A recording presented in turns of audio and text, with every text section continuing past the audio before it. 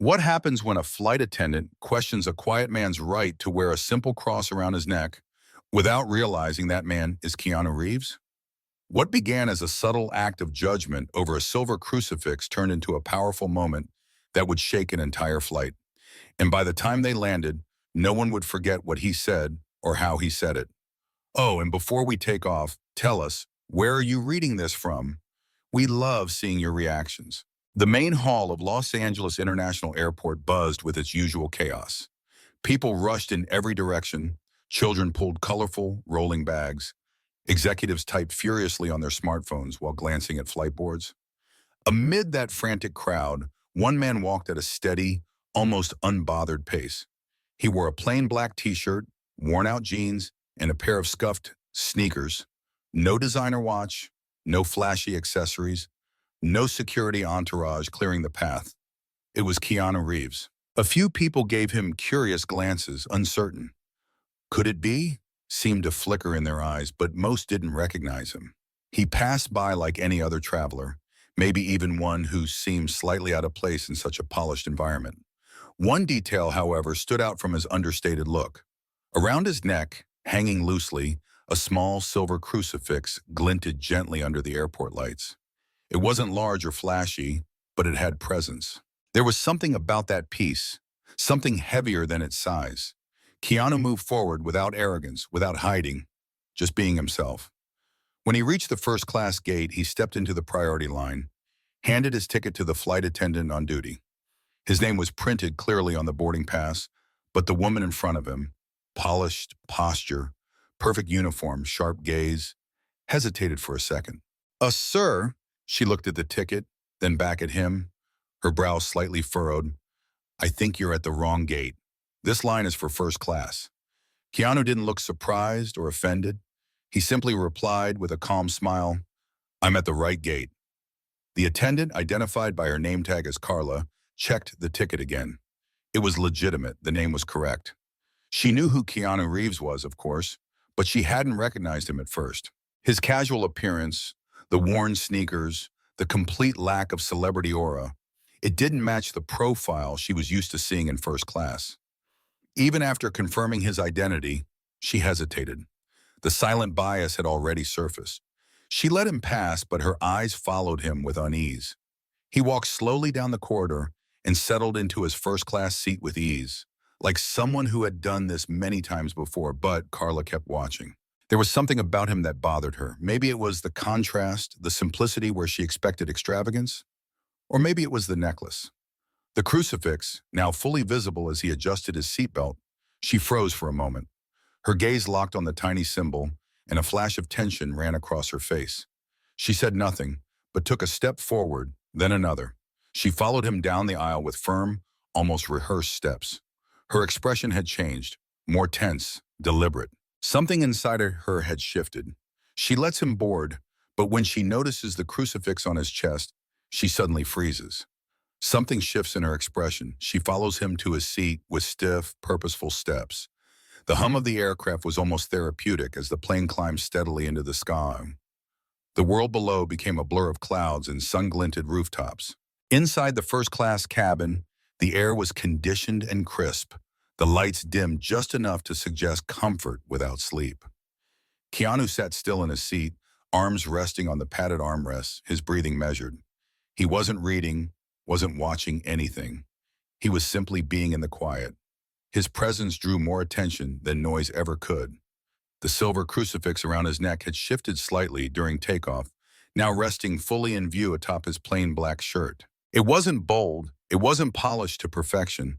In fact, it looked slightly aged, worn at the edges, as if it had lived through decades of stories, and yet that simple piece of metal carried more weight than most could imagine. Carla noticed from the galley. She peeked into the aisle just enough to keep an eye on him. Something about the way he sat there, so calm, so centered, so unapologetically himself, it made her uncomfortable. And yet she couldn't explain why. She had dealt with the celebrities before, loud ones, demanding ones, entitled ones, but Keanu didn't fit any of those molds. Still, there was something about him, or maybe about that necklace, that stirred a strange discomfort in her chest, one she didn't want to name. Moments later, she approached, her posture professional, calculated. She'd practiced that poise in front of mirrors, in training seminars, in her own mind every time she had to deal with situations. This wasn't just a flight, it was her domain, and she was determined to uphold its order. Sir, she began, lowering her voice just slightly, I'd like to remind you that we have certain policies regarding overt religious symbolism in shared spaces, especially in this cabin. We ask for discretion. Keanu turned to her slowly, his expression unreadable. I'm sorry, is there a rule I've broken? Her voice remained soft, but the undertone sharpened. It's not about breaking rules. It's about creating a neutral environment. Some passengers might find certain symbols divisive.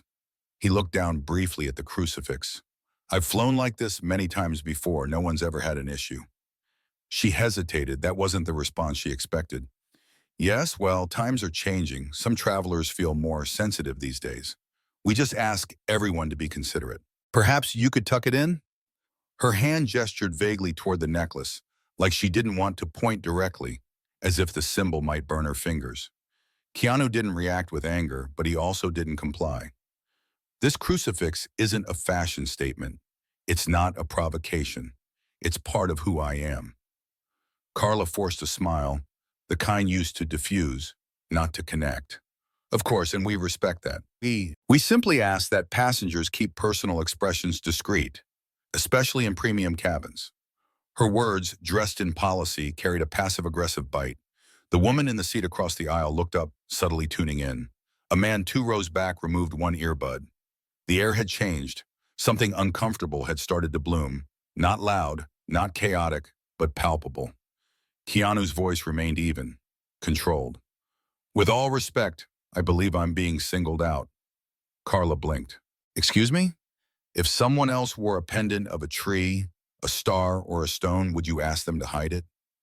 She opened her mouth, closed it, reset. That's not what this is about. Then what is it about? Silence. She didn't answer. Instead, she cleared her throat, stepped back with a nod, and said, I'll give you a moment. Keanu looked up again, slower this time. This necklace has saved my life more than once, in war zones, in hospital rooms, in nights I thought I wouldn't wake from. His voice didn't rise, but it filled the space like thunder in a cathedral. I won't hide it, not now, not ever. For the first time, Carla showed what she was feeling. Her frustration, her disbelief, it cracked through the plastic of her customer service expression. It was only a flicker, but it was there and everyone saw it. Passengers turned, the energy shifted fully now, no longer uncertain. People began forming silent opinions. A man lifted his phone from his lap, pointed the camera discreetly toward the aisle. Another whispered to his partner, Is that really Keanu Reeves?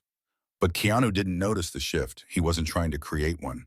He was simply standing still, holding a boundary others thought soft. Carla, sensing the loss of control, straightened again. If you refuse, I'll have to escalate this to the captain. You do what you need to do. His eyes met hers now, with quiet strength. But know this, the problem isn't what's on my chest, it's what's in your eyes.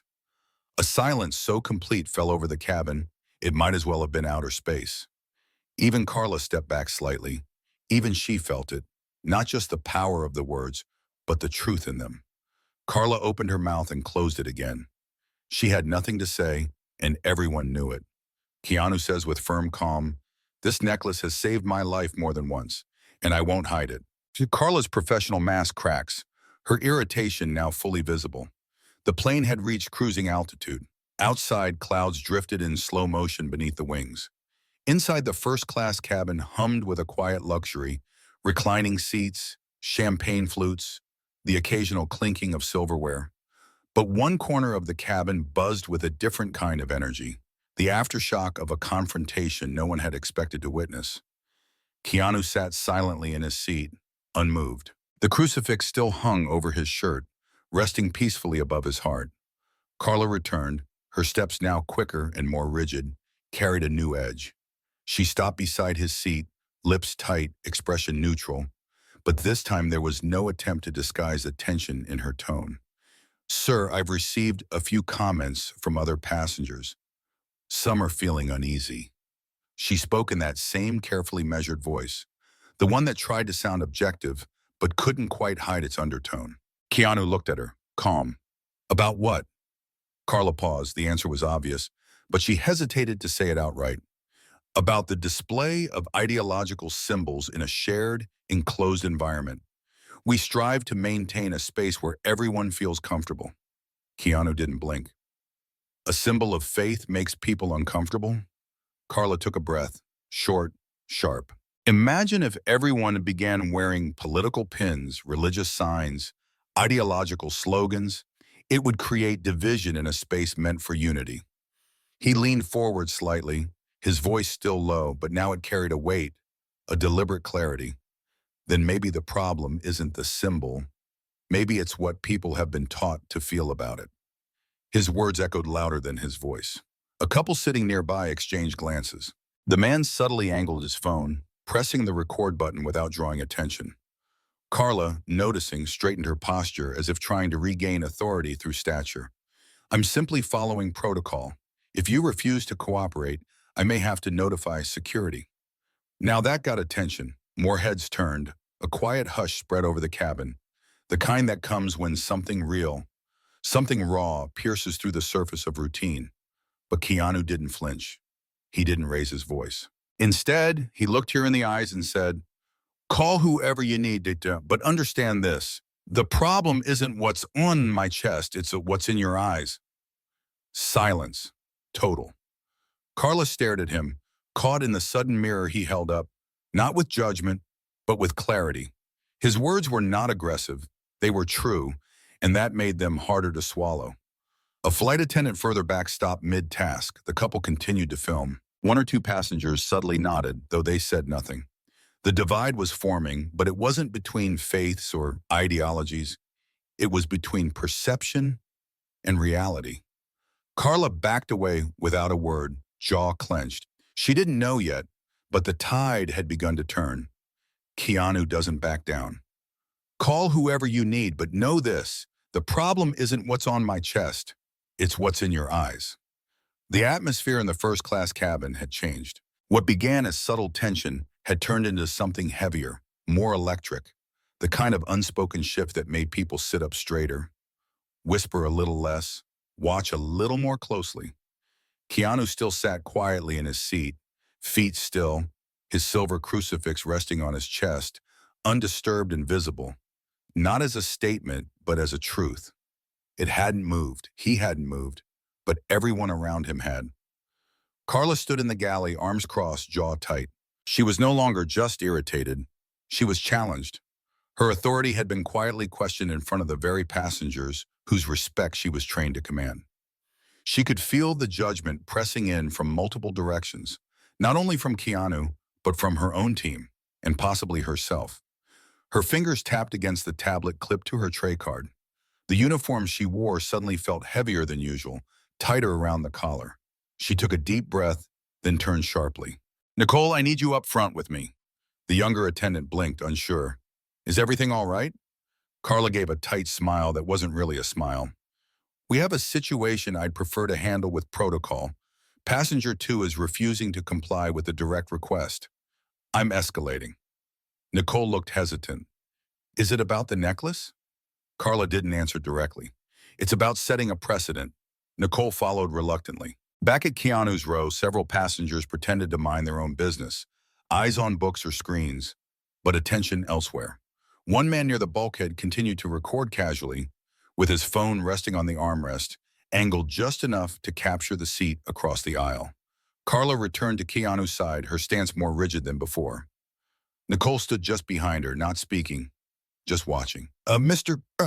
Reeves, Carla said, louder this time, using his full name now that she'd finally recognized who he was. I'm notifying the captain. If you continue to disregard cabin expectations, we will have to take further measures, possibly even involve airport security upon landing. Keanu slowly turned his gaze to her, unbothered. For wearing a necklace? Carla flushed.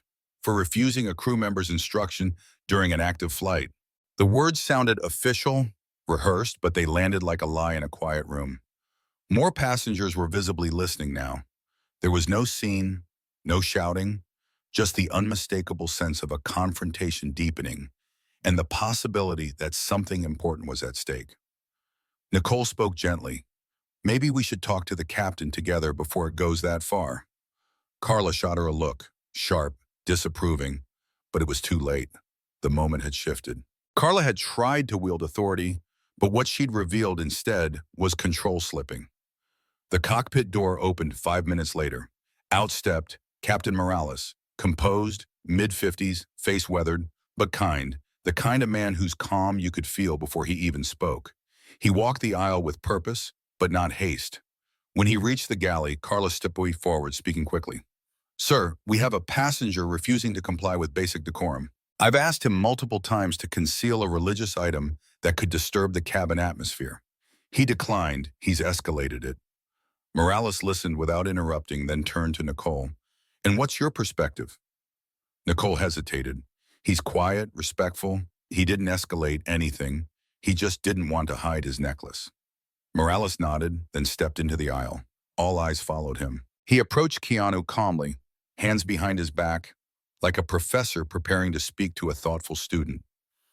Mr. Reeves, I'm Captain Morales. I understand there's been some disagreement regarding a policy. I want to ensure the well-being of everyone on board, crew and passengers included. May I ask for your version? Keanu looked up, expression still composed, voice steady. Your attendant asked me to conceal this. He touched the crucifix lightly, saying it might make others uncomfortable. I said no.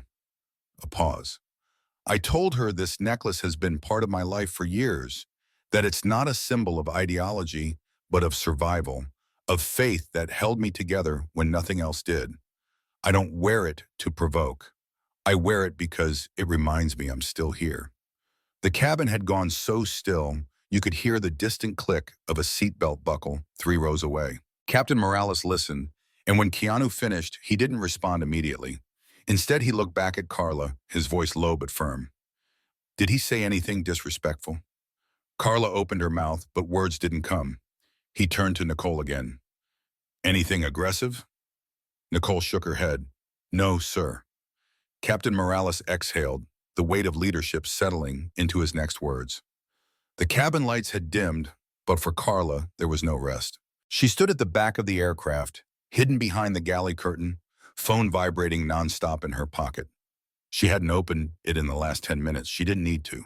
She already knew the video had gone viral, her face, her voice, her words, the way she told Keanu Reeves to hide his crucifix, all of it was online now, being dissected by strangers around the world. Her chest tightened, not with panic, with something deeper, shame, but not because of the backlash, because now she thought it too. The moment replayed in her mind, not from her perspective, but from everyone else's, from Nicole's, from the passengers, from Keanu's. She hadn't been neutral. She hadn't been fair. She had judged him quietly, politely, professionally, and that made it worse. A memory surfaced, her grandmother's voice, soft and worn. Kindness isn't what you say, it's what you choose not to hide. Carla had spent her whole life hiding behind policies, behind protocol, behind control. Now there was nowhere to hide. From the cockpit came Captain Morales' voice over the intercom. This airline is committed to respect, inclusivity, and the freedom to express one's faith without fear or shame. It was subtle but clear. Everyone knew what it meant. Keanu sat quietly in seat 2A, still composed, the crucifix still visible. He hadn't gloated, he hadn't retaliated, and somehow that hurt more than if he had. Carla wiped under her eyes and took a shaky breath. She didn't know what she was going to say, but she knew she had to face it. She stepped out of the galley. The walk to the front felt longer than usual. Lights reflected off polished seats and curious eyes as she approached Keanu's row. The cabin fell into silence. He looked at her, calm as ever. She stopped in front of him. The words didn't come, and so she let her body speak. Carla slowly lowered herself to her knees. Gasps broke the silence. I was wrong, she said softly, her voice trembled. I told myself I was protecting the cabin, that I was being professional, but I was just protecting my own discomfort. Tears welled in her eyes. I've hidden behind neutrality my whole life. I thought it made me strong. but it just made me blind. She looked up at him. I'm sorry. Keanu didn't speak for a moment. Then gently he stood and reached out his hand. She took it. He helped her up with quiet grace. The applause faded. The moment lingered. Carla remained standing in front of Keanu, still shaken, but different now, open in a way she hadn't been since she first put on the uniform. She felt raw, seen, yet strangely lighter. Keanu was still holding her hand, not to make a point, just to offer presence. Carla whispered, almost to herself, I don't know how to undo what I did. Keanu looked at her with kindness. You don't need to undo it.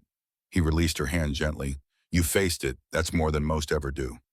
She blinked. The cabin was quiet, still watching, but now no one looked like they were judging her. They looked moved. Keanu gestured to the seat beside him. Sit if you want. Carla nodded, sat for a moment, her posture no longer stiff, no longer performing. I used to believe in something, she said softly, before this job, before rules and scripts and fear. Keanu Reeves chooses grace over conflict, quiet faith, loud truth. Flight attendant apologizes midair, and the world watches. But Carla didn't care about the articles because something else had changed inside her. 2 weeks later, a soft, natural light streamed through the window of a modest apartment. Carla sat in front of her phone, recording a video, no makeup, no uniform, just her in a plain t-shirt. In her hand, she held a small silver crucifix Keanu had given her. After the flight, the one he'd worn during it all. She looked into the lens. I spent years believing professionalism meant hiding who I was. She looked down at the crucifix. But this reminded me what it means to be human. She smiled. Today, I don't hide anymore. She paused. Thank you, Keanu. She ended the recording, and for the first time in a long time, she felt whole. The camera stopped recording. She sat there in silence, still holding the cross, not as a symbol of religion, but as a reminder of courage, of grace, of the power of choosing kindness over control.